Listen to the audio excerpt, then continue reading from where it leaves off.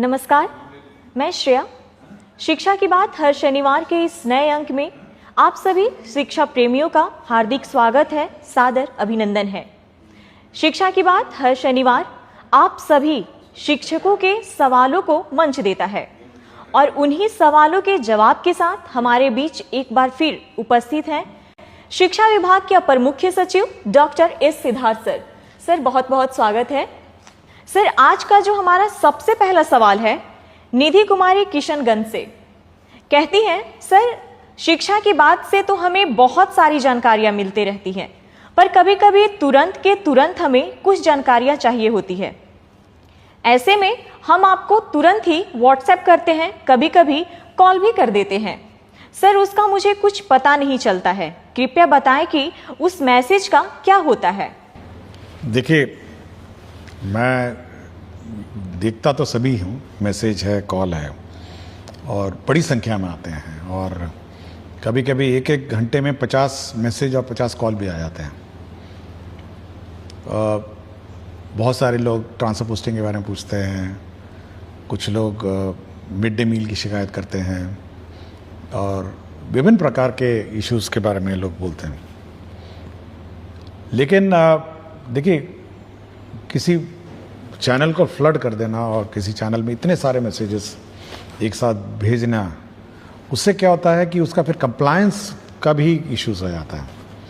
हम लोगों ने एक ग्रीवांस हैंडलिंग सिस्टम बनाया था, आपको याद होगा, मैं पिछली बार भी मैंने कहा कि आप उसमें पोस्ट करिए, उसको मैं रोज़ सुबह और शाम देखता हूँ और देखता हूँ क्या कार्रवाई होती है। अगर आप व्हाट्सअप, अगर आज जैसे आपने 9 बजे मुझे किया, 11 बजे होते होते वो आपका 150वां मैसेज हो जाएगा, मतलब वो इतना नीचे चला जाएगा कि उस मैसेज का अहमियत और उस पर कोई ध्यान ही नहीं जाएगा मेरा, क्योंकि हर घंटे 50 मैसेज, 60 मैसेज, 100 मैसेज आते हैं, कॉल भी बहुत आते हैं और सारे अननोन नंबर से ही आते हैं। जैसे आप देखते हैं टीचर लोगों का सारे अननोन रहता है। मैं कभी कभी मैं सबको नोट करता हूँ और मेरा कार्यालय कॉल बैक करता है और मेरा बस यही अनुरोध है, मैं ज़रूर सभी टीचर से 1-to-1 संपर्क में रहना चाहता हूँ, किंतु जो सबसे आपातकालीन वाले इश्यूज़ हैं, कभी कभी बहुत आपातकालीन स्थिति में भी टीचर्स फ़ोन करते हैं और मैसेज करते हैं, उस मैसेज को तो बहुत ध्यान से देखता हूँ।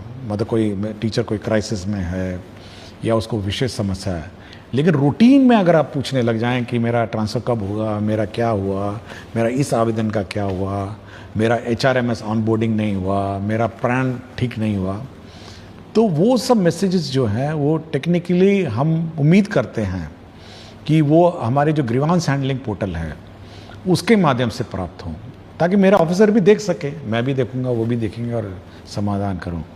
लेकिन क्राइसिस ज़रूर, कोई क्राइसिस हो तो वो तो मैं देखता ही हूँ। बहुत बार आया है, बहुत बार क्राइसिस वाले मैसेजेस आए हैं और उस पर हम लोगों ने ध्यान दिया है, बट बहुत ध्यान रखना पड़ता है कि पता चला वो क्राइसिस वाला मैसेज पहुंच गया 250 मैसेज पे और जो साधारण या रूटीन मैसेज जो है वो चले जा रहे हैं। सरकारी नंबर है, सब जगह सबको पता तो चल ही जाता है, किंतु थोड़ा कौन सा मैसेज किस चैनल में भेजना हो और कौन सा मैसेज किस मतलब संपर्क कार्यालय में भेजे जाएं, वो थोड़ा ध्यान रखना चाहिए। और आपको पता होगा, मैंने इवन जो वेतन की बात हुई, बहुत सारे लोग HRMS, प्रान नंबर और कि 2 महीने से मुझे वेतन नहीं मिला, मेरा प्रान नंबर ठीक नहीं हुआ, तो हम लोगों ने ये भी कहा कि भाई ये सब DO का काम है और DO नहीं अगर करेंगे तो वो अपना वेतन नहीं निकालेंगे और उनके पूरे कार्यालय का वेतन नहीं निकलेगा। ऐसा नहीं कि मैंने कहा पूरे के पूरे शिक्षा जो व्यवस्था है, जो क्लर्क्स हैं, जो हमारे ऑफिसर्स हैं, किसी का वेतन नहीं निकलेगा और टीचर का वेतन निकलेगा। इसलिए थोड़ा इस पर टीचर लोगों को ध्यान देना चाहिए और वही मैसेज भेजें जो आपको लगता है कि बहुत क्राइसिस है और ACS का ध्यान इमीडिएटली इस पर होना चाहिए। और usually most of the messages मैं फॉरवर्ड कर देता हूँ अपने ऑफिसर्स को और बहुतों को कॉल बैक भी आता होगा, सब लोग देखते होंगे, बट चैनल अप्रोप्रिएट चैनल होगा कि आप ग्रीवांस हैंडलिंग जो पोर्टल है उस पर आप पोस्ट करें। सर, दूसरा सवाल स्मिता श्री, उत्क्रमित उच्चतर माध्यमिक विद्यालय असुरारी बरौनी बेगूसराय से। सर, मैंने अनुभव किया है कि कक्षा में गहन प्रयास करने के बाद भी यथेष्ट आउटपुट विद्यार्थियों के लर्निंग के रूप में नहीं मिलता है। विश्लेषण करने पर मैंने पाया कि सबसे बड़ी खोट बच्चों की लगातार अनुपस्थिति या फिर अनियमित अनुपस्थिति है, जिससे वो पाठ में सिखाए गए विषयों को क्रम में नहीं ले पाते हैं और न ही सजगता से स्मरण में संग्रहित कर पाते हैं। हम सर्व शिक्षा लागू करने के चौथाई दशक आगे आ चुके हैं और 86वें संविधान संशोधन में बच्चों को शिक्षा दिलाने को मौलिक कर्तव्य के रूप में रखने के बावजूद अभी तक अभिभावकों की इसके लिए कोई जिम्मेदारी नहीं तय कर पाए हैं। क्या मैं उम्मीद कर सकती हूँ कि गुणवत्तापूर्ण शिक्षा के लिए आपके प्रयासों में आप इस संबंधित कोई निर्देश देंगे, जिससे विद्यालय के हाथ सशक्त हो और अधिगम आउटपुट बढ़े? देखिए, अगर आप किसी सरकारी व्यवस्था में, तो सरकारी स्कूल है और प्राइवेट स्कूल भी आप देखते होंगे, और अगर कोई स्टूडेंट प्राइवेट स्कूल में लगातार अनुपस्थित होता है और अनियमित है, तो उसको चिट्ठी उसके माता पिता को भेज देता है कि भाई आपके टीचर, आपके जो स्टूडेंट है और आपके जो छात्र छात्राएं हैं, हम लोग स्कूल से बाहर निकाल देंगे। यह व्यवस्था आपके पेरेंट टीचर मीटिंग में और आपको भी है।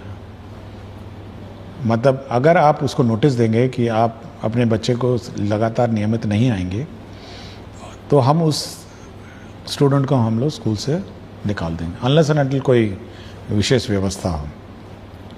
ये व्यवस्था आज भी हेडमास्टर के पास है और आज भी क्लास टीचर के पास है। ये हम लोगों ने ना ही उनसे लिया है। और यह भी मैंने देखा है कि बहुत सारे बच्चे सरकारी स्कूल में नामांकन करते हैं और ट्यूशन में चले जाते हैं, क्योंकि हाल ही में मैंने एक देखा था। तो यह बिल्कुल इलीगल है और अनियमित है। और अगर कोई बच्चा ट्यूशन के बहाने सरकारी स्कूल से लापता रहता है, तो यह हेडमास्टर और जो टीचर है, ये उनके पेरेंट को नोटिस देंगे कि यदि आप अपने टीचर स्टूडेंट को नियमित रूप से नहीं भेजेंगे, तो हम लोग उसका नाम काट देंगे। ये बिल्कुल स्पष्ट होना चाहिए, क्योंकि ऐसा नहीं हो सकता है कि आप 270 दिन का आपका स्कूलिंग है, आप 50 दिन आ जाएं और ये उम्मीद करें कि हम लोग गुणवत्ता शिक्षा देंगे। ये पॉसिबल नहीं है। यह पेरेंट का भी दायित्व है कि बच्चे को सुबह से उठाएं, सुबह सुबह स्कूल भेजें और समय पे भेजें। बहुत सारी समस्या हो सकती है, कोई व्यक्तिगत विशेष समस्या हो सकती है, और मैं चाहूँगा कि ये सख्ती टीचर्स भी बरतें और हेडमास्टर भी बरतें और पेरेंट्स को सचेत कर दें कि अगर आपका बच्चा नहीं आएगा, एक बार लिखित में दे दें कि भाई देखिए ऐसा है, आपका बच्चा फलाना दिन इस महीने में इतने दिन आया और इतने दिन नहीं आया, और ये बिल्कुल खेद का विषय है, और ये इसमें अगर सुधार नहीं होगा तो हम आपके बच्चे को स्कूल से बाहर निकाल देंगे। यह चेतावनी देनी चाहिए। हम वो वाला सिस्टम नहीं लागू कर रहे हैं कि 3 दिन में अगर स्कूल में नहीं आया तो नाम काट दिया जाए। हो सकता है कोई बीमारी हो सकता है या कोई घर पे कोई विशेष समस्या हो सकती है, लेकिन अगर डिलिब्रेट आप ट्यूशन में पढ़ेंगे या कहीं और जाके पढ़ते रहेंगे और इस स्कूल में नहीं आएंगे, तो अनावश्यक रूप से आप पूरे शैक्षणिक माहौल को बिगाड़ेंगे। तो इस टीचर्स और हेडमास्टर इस संबंध में सजग रहें, और पेरेंट टीचर्स मीटिंग में पेरेंट्स नहीं आते हैं तब भी चेतावनी दें। थोड़ी कड़ाई करनी पड़ेगी। देखिए, शैक्षणिक व्यवस्था ऐसे नहीं हो सकती है। यह कोई ऐसा व्यवस्था नहीं है कि हम लोग वन साइडेड मेहनत कर रहे हैं और वहाँ पे अभिभावक इसको लाइटली ले रहे हैं या बच्चे बहुत लाइटली ले रहे हैं। नहीं, ये नहीं ले सकते। सरकार कितना पैसा इसमें डालती है, कितना टीचर बहाल कर चुकी है, कितने बुक्स आपको फ्री दिए हैं, कितना स्कॉलरशिप देती है, कितनी राशि इसमें व्यय होता है। इस व्यवस्था को लाइटली नहीं लिया जा सकता है। हम मेहनत करेंगे तो अभिभावक को भी मेहनत करना पड़ेगा और बच्चों को भी मेहनत करके स्कूल में आना पड़ेगा। ये दोनों तरफ है। टीचर्स बहुत मेहनत कर रहे हैं, बिल्कुल ठीक बोली हैं कि इतनी मेहनत करती हैं, उसके बाद भी बच्चा अगर गायब हो जाएगा तो कार्रवाई हो जानी चाहिए। ये हम लोग कोई मतलब ऐसी व्यवस्था नहीं हम लोग चाह रहे हैं कि एक तरफा हम मेहनत करते रहें और दूर से बच्चा ही नहीं आए और बच्चा भाग जाए। तो ये थोड़ा tightening of the system, parent को चेतावनी, पेरेंट को नोटिस, और उसके बाद टर्मिनेट कर दीजिए। कोई बोले जाइए अपना जहाँ पढ़ाना पढ़ाइए, हम इस पर इसकी जवाबदेही नहीं लेंगे।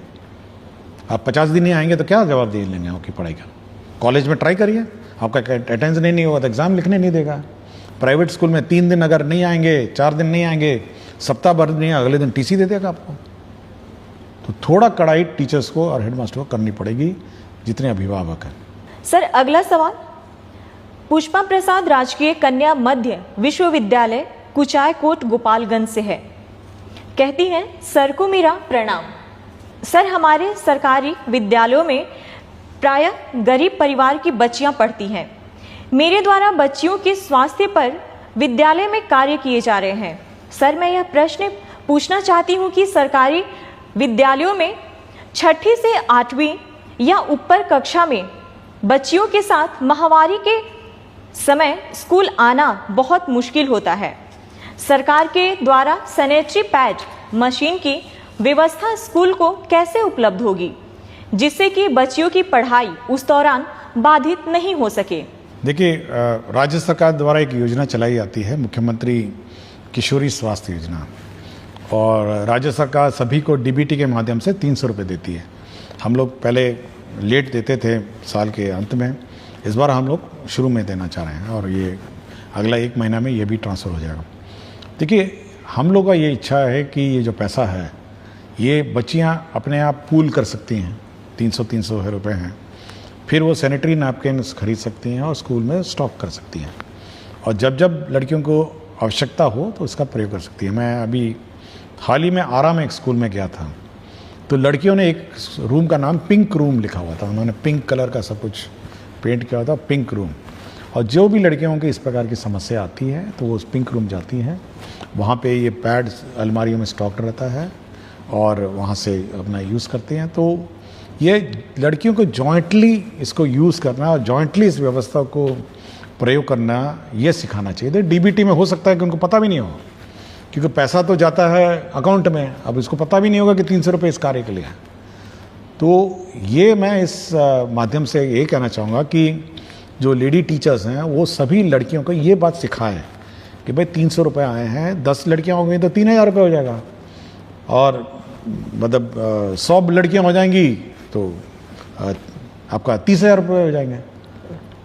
तो ये सब इकट्ठा करके एक साथ वो परचेज कर सकती हैं इन लॉट्स और फिर यूज़ कर सकती हैं।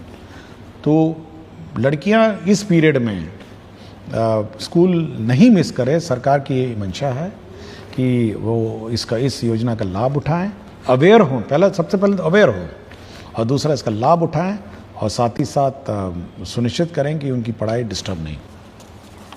सर अगला सवाल अंकित कुमार करते हैं, मैं एससी सर से ये कहना चाहता हूं कि आप स्कूल के साथ साथ बच्चों को जेईई नीट लेवल के लिए स्पेशल टीचर को लाया जाए, जिससे बिहार के ज़्यादा से ज़्यादा बच्चा आईआईटी और एम्स में जा सके। देखिए, हम लोग मैंने पिछले शायद एक एपिसोड से पहले मैंने कहा था कि हम लोग ऑनलाइन कोर्सेज चलाने की कार्रवाई कर रहे हैं, और जल्दी ही ऑनलाइन इस कोर्सेज शुरू करेंगे, और जो भी बच्चे हैं, जो मेरिटोरियस बच्चे हैं, वो इस ऑनलाइन में एनरोल होंगे और प्रश्न भी पूछ सकते हैं और क्वेश्चन कर सकते हैं। तो ये हम लोग ऑन जॉब हैं, तो थोड़ा हमको समय लग रहा है क्योंकि ये नई व्यवस्था है, तो इसको हम लोग शुरू करेंगे। पहले सबसे पहले तो हम लोग जो मेरिटोरियस स्टूडेंट हैं उसको आइडेंटिफाई करेंगे और एनरोल करेंगे। अगला सवाल श्रीकांत विद्यालय अध्यापक उच्च माध्यमिक विद्यालय टांडा पर शेखपुरा से। सर को सादर प्रणाम। निवेदन पूर्वक कहना है कि शिक्षण मजेदार जॉब तो है, परंतु विद्यालय पाठ्यक्रम करते करते शिक्षक मानसिक रूप से बर्नआउट हो जाते हैं। पूर्व में इस बर्नआउट के उपचार स्वरूप संकुल, बीआरसी एवं जिला स्तर पर कई तरह के प्रशिक्षण की व्यवस्था थी। वह चाहे 1, 2 अथवा 5 दिवसीय ही होती थी, पर उससे शिक्षक तरोताजा, नयापन एवं उत्साहित महसूस करते थे। मेरा सवाल है कि शिक्षकों को बर्नआउट होने से बचाने के लिए वर्तमान में सरकार की क्या योजना है? देखिए, अगर मतलब आप कार्य को किस प्रकार लेते हैं उस पर आपकी मानसिक स्थिति पर प्रभाव पड़ता है। मैं भी 3 डिपार्टमेंट के प्रभार हैं। शिक्षा विभाग का मेरा अतिरिक्त प्रभार है, मूल प्रभार मेरा मुख्यमंत्री के का प्रधान सचिव का प्रभार है और मंत्रिमंडल सचिवालय भी मेरे प्रभार में। आज ही मतलब कल ही मेरी आप देखे होंगे कि मंत्रिमंडल की बैठक हुई। उसके बाद देखिए अब यह है कि इस पूरे कार्य का बैलेंस करता हूँ मैं, और मेरा अपना मानना है, मतलब समय तो मुझे मिलता भी नहीं है, मतलब इधर से उस कार्यालय से उधर कार्यालय, लेकिन अगर आप अपने कार्य को एंजॉय नहीं करेंगे, मतलब आपको मतलब उसको एंजॉयमेंट के रूप में ले लेंगे, तो आपको लगेगा कि ये बड़ा बोझ है, मतलब आपको लगेगा नहीं ये बहुत ही हैवी वर्क है, और आपको फिर बर्नआउट वाली स्थिति आ जाएगी। देखिए आप डील करते हैं बच्चों को, मतलब आप एक लॉट जो है ना, हम तो बहुत ही मैच्योर लोगों को डील करते हैं, हम टीचर्स को है, मेरे क्लर्क्स हैं, ऑफिसर्स हैं, तो इनसे मेरा संपर्क रहता है। लेकिन आप सोचते हैं वो चहचहाते बच्चे जो हैं, जो सीखने की ललत है, तो आप उसमें इन्वॉल्व जब हो जाएंगे ना, तो आपको बर्नआउट की व्यवस्था मतलब नहीं लगेगी। आप मतलब आप बोर हो रहे हैं, ठीक है, आप एक रूटीन जो कैलेंडर है, routine way of teaching, teaching के रूटीन में बदलाव कर लीजिए, थोड़ा FLN किट लाइए, कुछ प्लेइंग मोड से करिए, और कुछ बच्चों को इन्वॉल्व करके लर्निंग मोड के मतलब डेवलप करिए। हम लोग इस संबंध में ट्रेनिंग तो देते ही हैं, ये तो ऑब्वियसली ट्रेनिंग कंपलसरी है, और जो इन सर्विस ट्रेनिंग हम लोग कर रहे हैं, but day to day basis में बर्नआउट जो होता है ना, जब तक आप इन्वॉल्व होकर मतलब इस प्रोसेस को एंजॉय नहीं करेंगे, तो आपको ये पूरा प्रोसेस बोझ लगेगा। अगर हम समझ लें कि भाई मेरा ये 3 डिपार्टमेंट है, इसको हम बोझ समझ लें, आप सोचिए कि अंत में शाम के वक्त में क्या स्थिति मेरी हो जाएगी।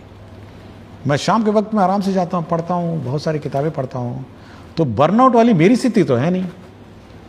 और इसलिए टीचरों को मैं कहूँगा कि थोड़ा बच्चे जो हैं, बच्चों से इन्वॉल्व होइए, और टीचिंग जो रूटीन प्रोसेस है ना, उसमें थोड़ा ब्रेक करके गेम्स, FLN इसके माध्यम से करिए, तब आपको बर्नआउट नहीं लगेगा। और कोशिश करिए, हम लोग कुछ व्यवस्था निकालेंगे, बाद में टीचर्स को बुलाएंगे कि कैसे इस व्यवस्था को और सुदृढ़ किया जाए। बट मेरा अपना कहना है कि थोड़ा बच्चों के बीच बैठ के मतलब हंसी मजाक ही चलिए सही 5 मिनट, तो बर्नआउट की स्थिति आपकी ठीक हो जाएगी। मैं भी करता हूँ, कभी कभी मैं मतलब मजाक करता था 5 मिनट, तो मैं बिल्कुल ठीक ठाक हो जाता हूँ। तो ये थोड़ा आप कर सकते हैं। अगला सवाल श्रवण कुमार, प्रभारी प्रधानाध्यापक, प्राथमिक विद्यालय भरतदास मंदिर, रोसड़ा, समस्तीपुर से। कहते हैं विद्यालय के लिए भूमि जो कि अतिक्रमित उपलब्ध रहने के बावजूद भवन निर्माण न होने के कारण डायस कोड निलंबित है, जिससे बच्चे सभी वित्तीय लाभ से वंचित रहते हैं। यू डायस पोर्टल एवं ई शिक्षा कोष पोर्टल पर बच्चों के विभिन्न रिकॉर्ड का संधारण नहीं हो पाता है। मंदिर परिसर में ही विद्यालय का संचालन किया जाता है, अतः अतिक्रमित भूमि को अतिक्रमण मुक्त कराते हुए विद्यालय भवन का निर्माण कर बंद डायस कोड चालू करवाने की कृपा करें, जिससे बच्चों को सभी योजना का लाभ प्राप्त हो सके। देखिए हम लोग एक नया स्ट्रक्चर बना रहे हैं कि पूरे राज्य में जितने भी स्कूल हैं उसका रेवेन्यू रिकॉर्ड्स बनाएं, और हर स्कूल में कितनी ज़मीन है, कितना इंक्रोच्ड है, तो भू संपदा पदाधिकारी जो होंगे और सहायक भू संपदा पदाधिकारी, वो इन सभी जो विद्यालय हैं इसका रेवेन्यू रिकॉर्ड मेंटेन करेंगे। तो ये व्यवस्था हम लोग सभी स्कूल्स में कर रहे हैं, और एक पूरा इन्वेंट्री बनाएंगे कि ये ज़मीन है स्कूल की, इतनी ज़मीन है, और इंक्रोचमेंट इतनी है, तो इस इंक्रोचमेंट को रिमूव किया जाए। तो भू संपदा पदाधिकारी और सहायक भू संपदा पदाधिकारी, इसकी बहाली हम लोग जल्दी करेंगे, जो इस रेवेन्यू रिकॉर्ड को मेंटेन करेगा, मॉनिटर करेगा, और इंक्रोचमेंट फ्री सभी स्कूल्स को करेगा। सर अगला सवाल संध्या और दीपा, वर्ग 5वीं, प्राथमिक विद्यालय प्रखंड कॉलोनी, फुलवारी शरीफ, पटना से। सिद्धार्थ सर, जब आप मेरे स्कूल में आए थे तो मुझे बहुत खुशी हुई थी, और जब हम छात्रों को मेडल पहनाकर सम्मानित किए थे तो और ज़्यादा खुशी हुई थी। लेकिन मैं कुछ कहना चाहती थी आपसे, लेकिन कह नहीं सकी। मेरे मन में कुछ प्रश्न हैं जो कि मैं सिर्फ आपसे कहना चाहती हूँ। क्या आप कभी हम बच्चों से भी बात करें? देखिए, कुछ दिन पहले मेरी किलकारी से बात हुई थी और मैं अब कोशिश करूँगा कि एक बार बच्चों की सभा आयोजित करेंगे और राज्य में सभी बच्चों को बुलाऊंगा, कुछ बच्चों को, 50-60 बच्चे, ज़्यादा बच्चे तो बुला नहीं सकता हूँ, लेकिन कम से कम 50 बच्चों को बुला के एक बार बैठ के बात करूँगा फिर से। तो कोशिश करूँगा कि उनकी बातें, उनके मन की बात सुनूं और बच्चों के मन में बिल्कुल निष्पक्ष भाव से बोलते हैं और कोई बायस नहीं रहता है और कोई जात पात, अमीरी गरीबी, ऊंच नीच, किसी का भी उसमें भाव नहीं रहता है। वो बिल्कुल निष्पक्ष बोलते हैं और निष्पक्ष भाव से अपने विचार रखते हैं। और बहुत सारी जो व्यवस्था सुधरी हैं वो बच्चों ने ही आइडिया दिया था, कुछ तो टीचर्स भी दिए हैं, बट बच्चों के आइडियाज़। तो मैं कोशिश करूँगा कि कम से कम 50 बच्चों को बुला के अगली बार बात करके मैं उनसे बात करने की कोशिश करूँगा। अगला सवाल मोतबर आलम नवसृजित प्राथमिक विद्यालय कमार डांगी किशनगंज से। महाशय, शिक्षा विभाग की तरफ से कक्षा 1 से 5वीं तथा 6 से 8वीं के बच्चों के लिए एक जैसा बेंच डेस्क मिला है। क्या 1 से 5वीं के बच्चों के लिए छोटे छोटे बेंच डेस्क की व्यवस्था है? देखिए, हम लोग अब बेंच डेस्क जो है अब एज वाइज है कर रहे हैं। हम लोग जो छोटे बच्चे हैं उसमें जूनियर बेंच हम लोग व्यवस्था कर रहे हैं और रंगीन बेंच है, लाल, पीला, हरा, नीला। तो इसलिए अब सीनियर बेंच जो है, बेंच डेस्क अलग होंगे और जूनियर अलग होंगे। तो इस साल हम लोग जूनियर बेंच डेस्क सैंक्शन कर रहे हैं ताकि जूनियर जो बेंच हैं वो बच्चों के लिए उपलब्ध हों। और हम चाहेंगे जहाँ जहाँ जूनियर क्लासेस में जो सीनियर बेंच लग गए हैं उसको सीनियर क्लास में शिफ्ट कर दिया जाए और जूनियर बच्चे, छोटे छोटे बच्चे जो है छोटे बेंच पे बैठे। तो इस साल हम लोग सैंक्शन कर रहे हैं। अगला सवाल नवीन कुमार प्राथमिक विद्यालय हरपुर होरिल में विशिष्ट शिक्षक हैं। कहते हैं, सर मेरा ये आग्रह है कि अगर सारे विद्यालय में कम से कम एक स्मार्ट बोर्ड की व्यवस्था हो जाती तो पढ़ाने में बहुत मदद मिलती। सर, आने वाले दिनों में विभाग इस पर कोई प्लान है? देखिए, हम लोग 1 to 5 चाहते हैं कि किताबों से पढ़ाई हो और 1 to 5 में हम लोग स्मार्ट बोर्ड जानबूझ के इंट्रोड्यूस नहीं कर रहे हैं, लेकिन 6 से हर क्लासरूम में, 6 से हर स्कूल में हम लोग स्मार्ट बोर्ड उपलब्ध कराएंगे 6 के बाद से। लेकिन 1 to 5 फिजिकली बुक से पढ़ेंगे और 6 से जो भी स्कूल है, 6 से बाद के स्कूल हैं, उसमें स्मार्ट क्लास हम लोग इस्टेब्लिश करेंगे। इस साल हम लोग का यही टारगेट है। अगला सवाल डॉक्टर पूनम कुमारी हाई स्कूल निखती कला रघुनाथपुर सिवान से +2 की हिंदी की शिक्षिका हैं। सर, हमारे यहाँ +2 में छात्र छात्राओं की उपस्थिति की बहुत समस्या है। मैंने घर घर जाकर उनको विद्यालय लाने की बहुत कोशिश की, लेकिन सभी का कहना है कि विद्यालय जाने पर हमारा पूरा दिन बर्बाद हो जाता है और कोचिंग में सिर्फ 2 घंटे में ही हमारी पढ़ाई पूरी हो जाती है। कुछ बच्चे आना भी चाहते हैं तो उनकी कोचिंग की टाइमिंग विद्यालय के समय ही रखा गया है। अतः मेरा प्रश्न यह है कि +2 विद्यालय में उपस्थिति सुधारने के लिए विभाग कुछ काम कर रहा है कि नहीं? देखिए, हम लोग बहुत ही स्पष्ट हैं कि कोचिंग इंस्टीट्यूट में जो विद्यालय में जाते हुए बच्चे हैं वो विद्यालय के समय उसको नहीं खोल सकते हैं। ये बहुत ही सख्त है निर्देश है कि आप टीचिंग आवर, जब बच्चे स्कूल जाते हैं उस समय आप उन बच्चों को का उपस्थिति कोचिंग सेंटर्स में नहीं होगा। और यदि कोई स्कूल में एनरोल्ड बच्चा अगर कोचिंग सेंटर में पाया जाएगा उस विद्यालय की अवधि में, तो उस कोचिंग सेंटर पे कार्रवाई हो जाएगी। ये बहुत ही स्पष्ट है।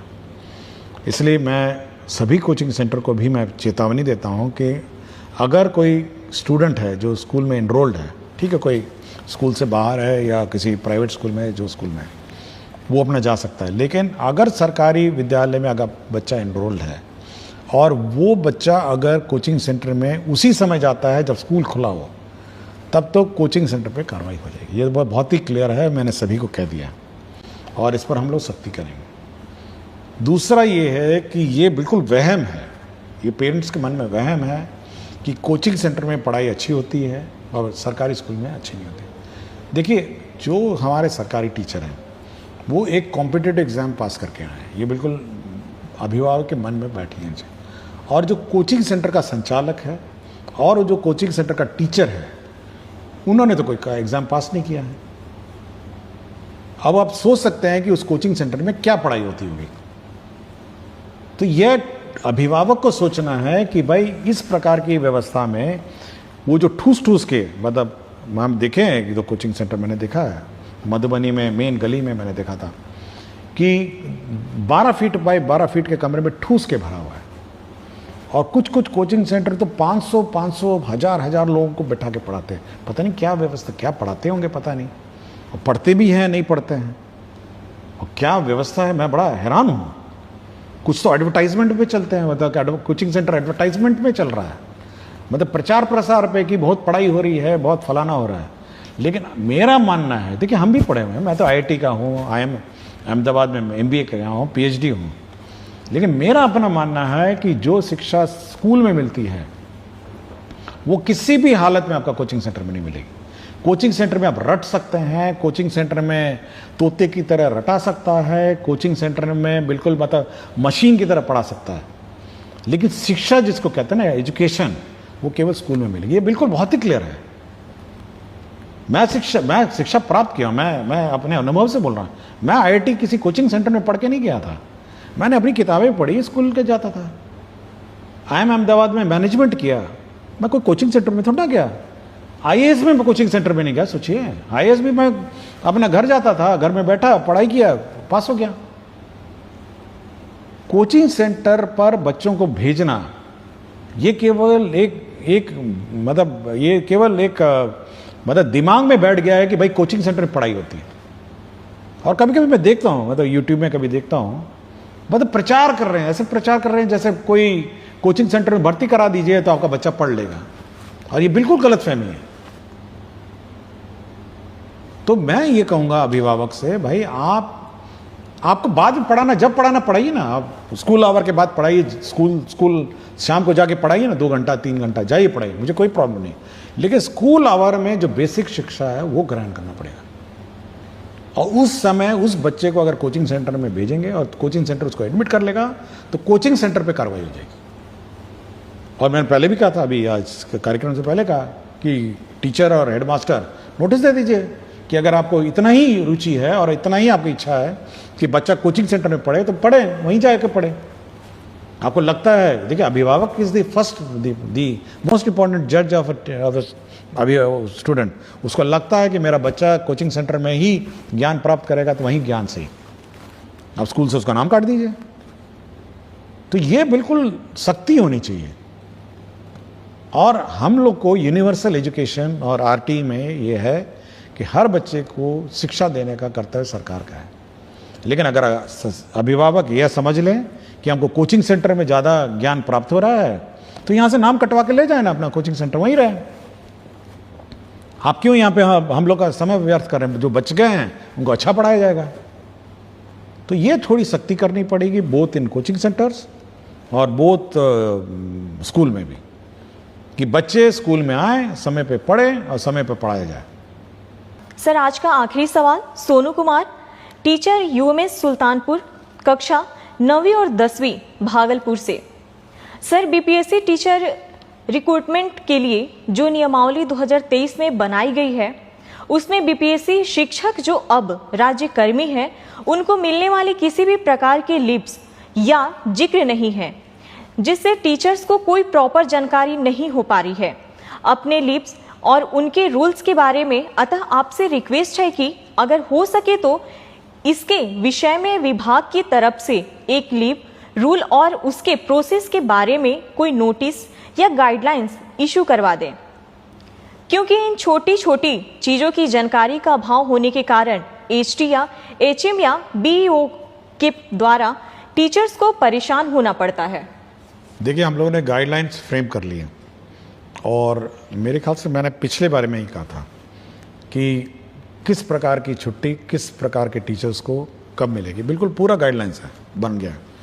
और कितने दिन में किसको अप्रूव करना ये भी लिखा हुआ है कि CL को 1 दिन में अप्रूव करना है और बाकी सारे छुट्टियां 7 दिन में जो डीओ हैं वो अप्रूव करेंगे। ये बिल्कुल हम लोगों ने गाइडलाइंस बना ली है, कितने दिन की छुट्टी, कितने दिन की छुट्टी मिलेगी, सब मिलेगी।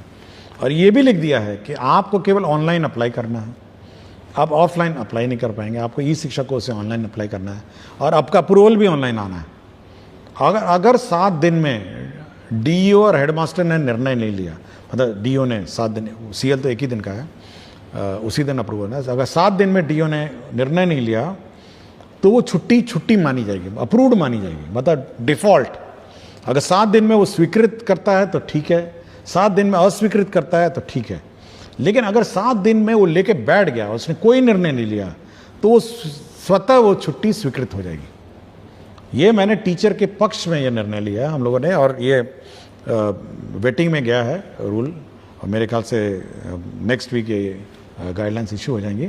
लेकिन पूरा फ्रेम हो गया है और इस पर पूरा हमारी चर्चा हो गई है, और ये गाइडलाइंस निर्गत होगा कि किसको कितने दिन में छुट्टी स्वीकृत होगी, और अगर किसी ने स्वीकृति में लापरवाही की तो ऑटोमेटिकली वो स्वीकृत हो जाएगा बाय डिफॉल्ट।